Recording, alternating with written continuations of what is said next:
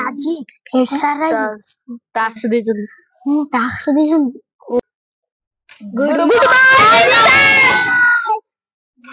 ଉଠିଲୁ କହିଲୁ ଗାନ୍ଧୀଜୀ କୋଉଠି ଜନ୍ମ ଗ୍ରହଣ କରିଥିଲେ? ସାନମନ୍ଦିର ସାର୍ ଜନ୍ମ ଗ୍ରହଣ କରିଥିଲେ।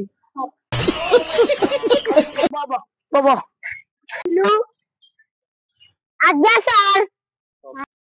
କହିଲୁ ଆମ ଦେଶ କେବେ ସ୍ୱାଧୀନ ହେଇଥିଲା?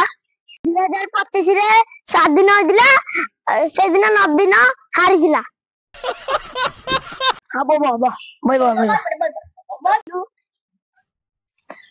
ଆଜ୍ଞା ସାର୍।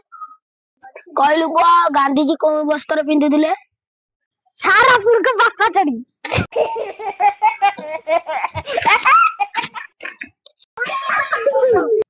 କାଲି ଆଉ ଯାଅ, କାଲି କିନ୍ତୁ ଭୂଗୋଳର ସବୁ ଫାଷ୍ଟ ବିଷୟ ଘୋଷିକା ଦିଅ, ମୁଁ ପଚାରିବି।